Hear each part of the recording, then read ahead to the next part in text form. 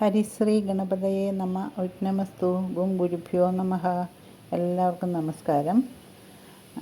വിവാഹ സംബന്ധങ്ങളായ വിഷയങ്ങൾ അവതരിപ്പിക്കുന്നതിൽ ദമ്പതികളുടെ നക്ഷത്രപ്പൊരുത്ത ചിന്തയെ പറ്റിയുള്ള കാര്യങ്ങൾ ആണ് പറഞ്ഞു വരുന്നത്. പ്രശ്നമാർഗത്തിൻ്റെ 21-ാം അധ്യായത്തിലുള്ള സ്ത്രീ പുരുഷ ആനുകൂല്യത്തെ പറ്റിയാണ് നമ്മളിപ്പോൾ ചിന്തിക്കുന്നത്. അതിൽ രാശിപ്പൊരുത്തവും രാശ്യാധിപ പൊരുത്തത്തെ പറ്റിയും പറഞ്ഞു കഴിഞ്ഞു. അടുത്തത് രാശികളെ അടിസ്ഥാനമാക്കി തന്നെ ചിന്തിക്കുന്ന വശ്യപ്പൊരുത്തത്തെ പറ്റിയാണ് പറയേണ്ടത്. സ്ത്രീ പുരുഷ നക്ഷത്ര രാശികൾക്കുണ്ടാകുന്ന വശ്യത കണക്കാക്കി കൽപ്പിക്കുന്ന പൊരുത്തമാണ് വശ്യപ്പൊരുത്തം. ചില രാശികൾ മാത്രം വശ്യവും മറ്റു രാശികൾ വശ്യമല്ലാത്തവയും ആയിരിക്കും. അപ്പോൾ ഇങ്ങനെ വശ്യപ്പൊരുത്തം ഉണ്ടെന്ന് കണ്ടാൽ സ്ത്രീ പുരുഷന്മാർ ജീവിതം മുഴുവൻ പരസ്പരം യോജിപ്പോടെ കഴിച്ചു കൂട്ടും എന്ന് മനസ്സിലാക്കണം. ഓരോ രാശിക്കുമുള്ള വശ്യരാശികളെ പറയാം. മേടത്തിന് ചിങ്ങവും വൃശ്ചികവും, ഇടവത്തിന് കർക്കിടകവും തുലാമും, മിഥുനത്തിന് കന്നി, കർക്കിടകത്തിന് ധനുവും വൃശ്ചികവും, ചിങ്ങത്തിന് തുലാം, കന്നിക്ക് മിഥുനവും മീനവും, തുലാത്തിന് കന്നിയും മകരവും, വൃശ്ചികത്തിന് കർക്കിടകം, ധനുവിന് മീനം, മകരത്തിന് മേടവും കുംഭവും, കുംഭത്തിന് മേടവും മീനത്തിന് മകരവും. ഇങ്ങനെയാണ് വശ്യരാശികളെ കണക്കാക്കേണ്ടത്. സ്ത്രീ ജനിച്ച കൂറിൻ്റെ വശ്യരാശിക്കൂറിൽ ജനിച്ച പുരുഷൻ ഉത്തമനാകുന്നു എന്നാണ് പറഞ്ഞു വരുന്നത്. അതുപോലെ തന്നെ പുരുഷൻ ജനിച്ച കൂറിൻ്റെ വശ്യരാശിക്കൂറിൽ സ്ത്രീ ജനിക്കുന്നത് ഉത്തമമാണെന്ന് മറ്റു ചിലർ പറയുന്നു എന്നും പറഞ്ഞ് ആചാര്യൻ അടുത്ത ശ്ലോകത്തിൽ സമർത്ഥിക്കുന്നുണ്ട്.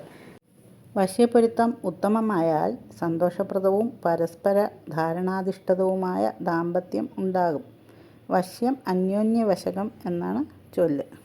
വശ്യപ്പൊരുത്തം ഷഷ്ടാഷ്ടമദോഷത്തിന് പരിഹാരമാണ്.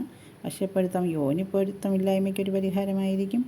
വശ്യപ്പൊരുത്തം ഉണ്ടെങ്കിൽ പൊരുത്തങ്ങളില്ലെങ്കിൽ പോലും ഒരു പരിധിവരെ ദോഷം ഒഴിവാക്കാം എന്നാണ് മനസ്സിലാക്കുന്നത്. അതുതന്നെ രാശ്യാധിപ പൊരുത്തം ഉണ്ടെങ്കിൽ ഈ വശ്യപ്പൊരുത്തം ഇല്ലെങ്കിലും ദോഷമില്ല എന്നും മനസ്സിലാക്കിക്കൊള്ളണം. വശ്യപ്പൊരുത്തമില്ലെങ്കിൽ സ്വർണം കൊണ്ടുള്ള ശുക്രപ്രതിമ ദാനം ചെയ്യുവാനാണ് ശശാങ്കശാരദീയത്തിൽ പറഞ്ഞിട്ടുള്ളത്. ദമ്പതികളുടെ ഇടയിൽ വശ്യപ്പൊരുത്തം ഉണ്ടായാൽ ജീവിതത്തിനുണ്ടാകുന്ന ഉയർച്ചയെപ്പറ്റി മനസ്സിലാക്കുവാൻ ഞാനിന്നിവിടെ പോസ്റ്റ് ചെയ്തിരിക്കുന്നത് ഇന്ത്യ കണ്ട ഏറ്റവും മികച്ച ദമ്പതികളായ ശ്രീമതി സുധാമൂർത്തിയുടെയും അവരുടെ ഭർത്താവായ ശ്രീ നാരായണമൂർത്തിയുടെയും ഗ്രഹനിലകളാണ്. സുധാമൂർത്തിയെപ്പറ്റി പറയുകയാണെങ്കിൽ ഇന്ത്യയിലെ ഒരു എഴുത്തുകാരിയും സാമൂഹിക പ്രവർത്തകയുമായ സുധാ കുൽക്കർണിമൂർത്തി എന്ന അവർ ഇൻഫോസിസ് സഹസ്ഥാപകനായ ശ്രീ നാരായണമൂർത്തിയുടെ ഭാര്യാപദം അലങ്കരിക്കുന്നു. അവരുടെ ദാമ്പത്യ ജീവിതം എന്നും യുവാക്കൾക്ക് ഒരു പ്രചോദനാത്മകമായ ജീവിതമാണ്. വളരെ താഴ്ന്ന നിലയിൽ നിന്നും കഠിനാധ്വാനത്തിലൂടെ ധനികരായ ദമ്പതികളാണ് ഇവർ എന്ന് ഏവർക്കും അറിയാമല്ലോ. അവരുടെ പരസ്പര വിശ്വാസവും പരസ്പര ബഹുമാനവും നിലനിർത്തിക്കൊണ്ടാണ് അവർ ഈ ഉന്നതി കൈവരിച്ചത് എന്ന് എല്ലാവർക്കും അറിയാവുന്നൊരു കാര്യമാണ്. ഇവർ ഇന്ന് ആരോഗ്യപരിപാലനം, സാമൂഹിക പുനരധിവാസം, ഗ്രാമങ്ങളുടെ ഉന്നതി, വിദ്യാഭ്യാസം, കല, സംസ്കാരം എന്നീ മേഖലകളിലൊക്കെ അവർ നടത്തുന്ന പ്രവർത്തനങ്ങൾ പ്രശംസനീയവുമാണ്. ഇവരുടെ പ്രണയകഥ പരിശോധിച്ചാൽ അവർ ആദ്യകാല എഞ്ചിനീയറിംഗ് ഗ്രാജുവേറ്റ് ആയിരുന്നു എന്നറിയണം. ടെൽക്കോയിൽ നല്ല ഉദ്യോഗത്തിലായിരുന്നു അവർ. ആദ്യത്തെ കമ്പ്യൂട്ടർ എഞ്ചിനീയർ ആയിരുന്നു അവർ. ഇവർ നാരായണമൂർത്തിയെ കണ്ടുമുട്ടുകയും തമ്മിൽ ആകൃഷ്ടരാവുകയും ചെയ്തു. എന്നാൽ സ്ഥിര ജോലിയോ വരുമാനമോ ഒന്നുമില്ലാത്ത ശ്രീ നാരായണമൂർത്തിക്ക് മകളെ വിവാഹം കഴിച്ചു കൊടുക്കുവാൻ സ്വാഭാവികമായും അവരുടെ പിതാവിന് ഇഷ്ടമല്ലായിരുന്നു. എന്നാൽ അവർ മറ്റൊരു വിവാഹത്തിന് സമ്മതിച്ചതുമില്ല.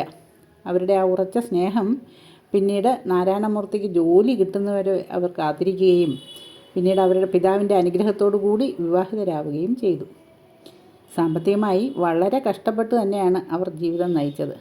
പിന്നീട് അവർ തൻ്റെ ശമ്പളത്തിൽ നിന്നും ഇൻഫോസിസിൻ്റെ തുടക്കത്തിന് വേണ്ടി ഭർത്താവിന് ധനം നൽകുകയും പിന്നീട് അത് വളർന്ന ലോകത്തിലെ ഏറ്റവും മികച്ച കമ്പനിയിൽ ഒന്നായി എന്നുള്ളതും ചരിത്രം. ഇവരുടെ ഗ്രഹനില പരിശോധിച്ചാൽ ശ്രീമതി സുധാമൂർത്തി 19/8/1950 തുലാക്കൂറിൽപ്പെട്ട ചോതി നക്ഷത്രത്തിൽ ജനിച്ചു.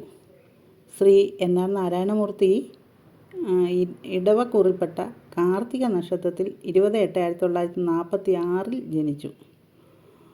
ഇവരുടെ നക്ഷത്രപ്പൊരുത്തം ചിന്തിക്കുമ്പോൾ വശ്യപ്പൊരുത്തം ഉത്തമമാണ്. അതുപോലെ തന്നെ രാശിപ്പൊരുത്തവും രാശ്യാധിപതി പൊരുത്തം, സ്ത്രീ ദീർഘപ്പൊരുത്തം, മഹേന്ദ്രപ്പൊരുത്തം ഇവയെല്ലാം ഉത്തമമായിട്ട് കാണാം. എന്നാൽ ഗണപ്പൊരുത്തവും യോനിപ്പൊരുത്തവും അധമമാണ് താനും.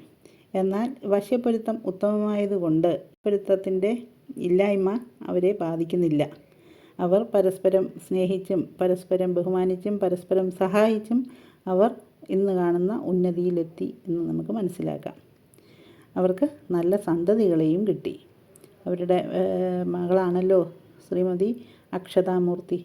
യുണൈറ്റഡ് കിങ്ഡത്തിൻ്റെ പ്രധാനമന്ത്രിയായിരുന്ന ശ്രീ ഋഷി സുനകിൻ്റെ ഭാര്യയായി. പിന്നെ ഒരു പുത്രനും ഉണ്ട് അവർക്ക്. അങ്ങനെ അവർക്ക് നല്ല സന്തതികളെയും കിട്ടി. അപ്പോൾ നക്ഷത്രപ്പൊരുത്തങ്ങൾ ഉത്തമമായിരുന്നാൽ ജീവിതത്തിൽ ഉണ്ടാകാവുന്ന സന്തോഷവും ഐശ്വര്യവുമൊക്കെ മനസ്സിലാക്കുവാൻ ഏറ്റവും ഉത്തമമായ ജാതകങ്ങളാണ് ഇവരുടേതെന്ന് എനിക്ക് തോന്നുന്നു. എല്ലാവർക്കും മനസ്സിലായെന്നും ഇഷ്ടപ്പെട്ടുവെന്നും വിചാരിക്കുന്നു. ഇഷ്ടപ്പെടുന്നുവെങ്കിൽ എല്ലാവരും സബ്സ്ക്രൈബ് ചെയ്യാൻ മറക്കല്ലേ. നന്ദി, നമസ്കാരം.